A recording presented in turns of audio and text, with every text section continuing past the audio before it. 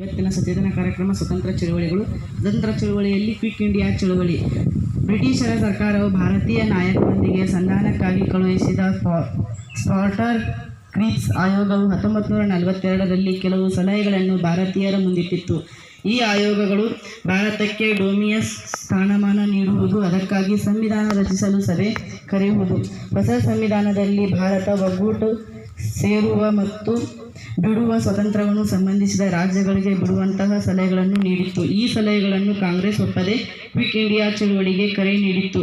ಬ್ರಿಟಿಷರೇ ಭಾರತ ಬಿಟ್ಟು ತೊಲಗಿ ಎನ್ನುವ ಕ್ವಿಕ್ ಇಂಡಿಯಾ ಚಳುವಳಿ ಆಶೆ ಆಯಿತು. ಗಾಂಧೀಜಿಯವರು ದೇಶ ಬಾಂಧವರೇ ಮಾಡು ಇಲ್ಲವೇ ಮಡಿ ಎನ್ನುವ ಕರೆ ನೀಡಿದರು. ಈ ಕರೆ ನೀಡಿದ ಹಿನ್ನೆಲೆಯಲ್ಲಿ ಗಾಂಧೀಜಿ, ನೆಹರು, ರಾಜೇಂದ್ರ ಪ್ರಸಾದ್, ಅಬ್ದುಲ್ ಕಲಾಂ ಆಜಾದ್, ಸರ್ದಾರ್ ವಲ್ಲಭಾಯಿ ಪಟೇಲ್, ಆಚಾರ್ಯ ಕೃಪಲಾನಿ, ಕಸ್ತೂರಿಬಾ ಗಾಂಧಿ ಮೊದಲಾದ ನಾಯಕರನ್ನು ಬ್ರಿಟಿಷ್ ಸರ್ಕಾರವು ಸಂಬಂಧಿಸಿ ಜೈಲಿನಲ್ಲಿಟ್ಟಿತ್ತು. ಭಾರತೀಯ ರಾಷ್ಟ್ರೀಯ ಕಾಂಗ್ರೆಸ್ನ ಬಹುತೇಕ ನಾಯಕರು ಸಂಬಂಧದಲ್ಲಿದ್ದ ಕಾರಣ ಭಾರತೀಯ ರಾಷ್ಟ್ರೀಯ ಕಾಂಗ್ರೆಸ್ಸರ ಸಂಘಟನೆಗಳ ಮುಖ್ಯ ಭೂಮಿಕೆಯಲ್ಲಿದ್ದವು. ಹೊಸ ನಾಯಕರುಗಳ ಉದಯಕ್ಕೆ ಈ ಹೋರಾಟವು ಅಡೆ ಮಾಡಿತ್ತು. ಈ ಸಂದರ್ಭದಲ್ಲಿ ಚಳವಳಿಯ ನೇತೃತ್ವವನ್ನು ಜಯಪ್ರಕಾಶ್ ನಾರಾಯಣರು ವಹಿಸಿದ್ದರು. ಇವರು ಕಾಂಗ್ರೆಸ್ನ ಸಮಾಜವಾದಿ ಬಣದ ಪ್ರಮುಖ ನಾಯಕರಾಗಿದ್ದರು. ಇವರು ತಮ್ಮ ಬೆಂಬಲಿಗರೊಂದಿಗೆ ದೇಶದ ವಿವಿಧೆಡೆಯಲ್ಲಿ ಕ್ರಾಂತಿಕಾರಕ ಚಟುವಟಿಕೆಗಳಲ್ಲಿ ತೊಡಗಿಸಿಕೊಂಡಿದ್ದರು. ಸಮಾಜವಾದಿಗಳು ದಿ ಫ್ರೀಡಮ್ ಸ್ಟ್ರಗಲ್ ಫ್ರಂಟ್ ಎಂಬ ಇಲಾಖೆ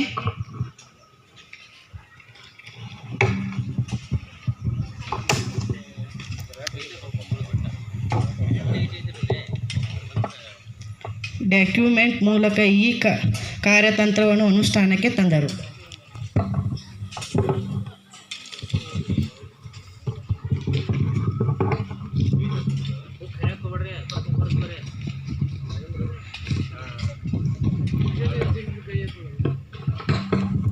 ಈ ಮೂಲಕ ಅವರು ಕಾರ್ಮಿಕರಿಗೆ ತರಬೇತಿಯನ್ನು ನೀಡಿದರು. ಜನತೆಗೆ ಹೋರಾಟದಲ್ಲಿ ಭಾಗವಹಿಸಲು ಕರೆಯನ್ನಿತ್ತರು. ಹಣವನ್ನು ಕ್ರೋಢೀಕರಿಸಿ ಈ ಮೂಲಕವಾಗಿ ದಿಕ್ಕೆಟ್ಟು ಹೋರಾಟಕ್ಕೆ ದಿಕ್ಕು ಕೊಟ್ಟವರು ಇವರೇ. ಕುತೂಹಲದ ಸಂಗತಿ ಎಂದರೆ ಇದೇ ಸಂದರ್ಭದಲ್ಲಿ ಭಾರತದ ಸ್ವಾತಂತ್ರ್ಯಕ್ಕಾಗಿ ನಡೆದ ಹೋರಾಟವು ಭಾರತದ ಗಡಿಯ ಹೊರಗೆ ಪ್ರಾರಂಭವಾಯಿತು.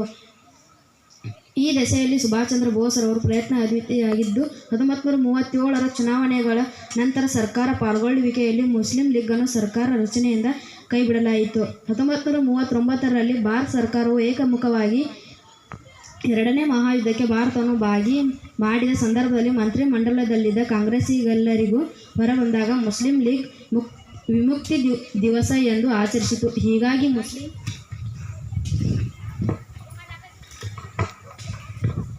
ಲೀಗ್ ಭಾರತ ಬಿಟ್ಟು ತೊಲಗಿ ಆಂದೋಲನದಲ್ಲಿ ಭಾಗವಹಿಸಲಿಲ್ಲ. ಅದು ಭಾರತ ವಿಭಜನೆ ಪ್ರಸ್ತಾಪಕ ಮುಂದಿಟ್ಟಿತು. ಮುಂದಿನದಾಗಿ ಖಿಲಾಫತ್ ಚಳವಳಿ. ಟರ್ಕಿಯ ಸುಲ್ತಾನ್ ಮುಸ್ಲಿಮರ ಧಾರ್ಮಿಕ ಮುಖಂಡರು ಆಗಿದ್ದು ಖಲೀಫರೆಂದು ಕರೆಸಿಕೊಳ್ಳುತ್ತಿದ್ದರು. ಮೊದಲನೇ ಮಹಾಯುದ್ಧದ ಸಂದರ್ಭದಲ್ಲಿ ಖಲೀಫರ ಮೇಲೆ ಯುದ್ಧ ನಡೆಯುತ್ತಿತ್ತು. ಬ್ರಿಟಿಷರ ದೌರ್ಜನ್ಯವನ್ನು ಖಂಡಿಸಿ ಮುಸ್ಲಿಮರ ಜಗತ್ತಿನಾದ್ಯಂತ ಪ್ರತಿಭಟಿಸಿದರು. ಅಂತೆಯೇ ಮೊಹಮ್ಮದ್ ಅಲಿ ಮತ್ತು ಶೌಕತ್ ಅಲಿ ಸಹೋದರ ಭಾರತದಲ್ಲಿ ಟರ್ಕರ ಪರವಾದ ಖಿಲಾಫತ್ ಚಳುವಳಿ ಪ್ರಾರಂಭಿಸಿದರು.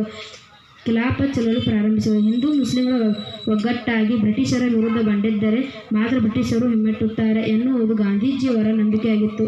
ಈ ಹಿನ್ನೆಲೆಯಲ್ಲಿ ಮುಸ್ಲಿಮರ ಸಹಭಾಗಿತ್ವ ಭಾರತೀಯ ರಾಷ್ಟ್ರೀಯ ಕಾಂಗ್ರೆಸ್ನಲ್ಲಿ ಬಹಳ ಮುಖ್ಯ ಎಂದು ಗಾಂಧೀಜಿ ಭಾವಿಸಿದರು. ಪರಿಣಾಮವಾಗಿ ಗಾಂಧೀಜಿ ಖಿಲಾಫತ್ ಚಳುವಳಿಗೆ ತಮ್ಮ ಬೆಂಬಲವನ್ನು ನೀಡಿದರು. ಈ ಚಳುವಳಿಯು ಹಿಂದೂ ಮುಸ್ಲಿಮರ ಒಂದುಗೂಡಿ ನಡೆಸಿದ ರಾಷ್ಟ್ರವ್ಯಾಪಿ ಆಂದೋಲನವಾಗಿದೆ. ಅನೇಕ ರಾಷ್ಟ್ರೀಯ ನಾಯಕರು ಮತ್ತು ಕಾಂಗ್ರೆಸ್ ಸಂಘಟನೆಯು ಖಿಲಾಫತ್ ಚಳುವಳಿ ಬೆಂಬಲಕ್ಕೆ ನಿಂತಿತ್ತು.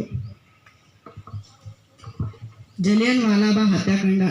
ರೌಲತ್ ಕಾಯ್ದೆಯ ವಿರುದ್ಧವಾಗಿ ಗಾಂಧೀಜಿಯವರು ಹಮ್ಮಿಕೊಂಡಿರುವ ಸತ್ಯಾಗ್ರಹದಿಂದಾಗಿ ಪಂಜಾಬಿನ ಬಹುತೇಕ ಭಾಗದಲ್ಲಿ ಪ್ರತಿಭಟನೆ ಆರಂಭವಾಯಿತು. ಸಾಮಾನ್ಯ ಶಕ 1919 ಏಪ್ರಿಲ್ 13ರಂದು ಪಂಜಾಬಿನ ಅಮೃತಸರದ ಸ್ವರ್ಣ ಮಂದಿರದಿಂದ ಸ್ವಲ್ಪ ದೂರವಿರುವ ಜಲಿಯನ್ ವಾಲಾಬಾಗ್ ಎಂಬಲ್ಲಿ ಉದ್ಯಾನದಲ್ಲಿ ಸಭೆಯೊಂದನ್ನು ಆಯೋಜಿಸಲಾಗಿತ್ತು. ಸಭೆಯಲ್ಲಿ ತಮ್ಮ ನಾಯಕರಾಗಿದ್ದ ಡಾಕ್ಟರ್ ಸೈಫುದ್ದೀನ್ ಕಿಲ್ಜಿ ಮತ್ತು ಡಾಕ್ಟರ್ ಸತ್ಯಪಾಲ್ ಅವರ ಸಂಬಂಧ ವಿರುದ್ಧ ಪ್ರತಿಭಟನೆ ಮಾಡಿದ್ದರು. ಅಮೃತಸರದ ರಕ್ಷಣಾ ಪಾಲಕರಾದ ಜನರಲ್ ಡಯರ್ ಪ್ರತಿಭಟನೆ ಮಾಡುತ್ತಿದ್ದ ಜನರಿಗೆ ಬುದ್ಧಿ ಕಲಿಸಬೇಕೆಂದು ಉದ್ಯಾನದ ಏಕೈಕ ನಿರ್ಗಮನ ದ್ವಾರಗಳನ್ನು ಮುಚ್ಚಿಸಿ ನಿರಾಯುಧರಾದ ಜನತೆಯ ಮೇಲೆ ಗುಂಡು ಹಾರಿಸಲು ಆಜ್ಞಾಪಿಸಿದನು.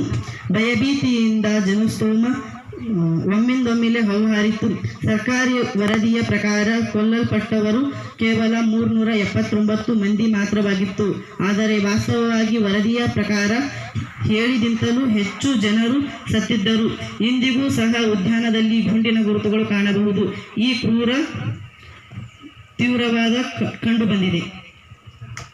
ಧನ್ಯವಾದ.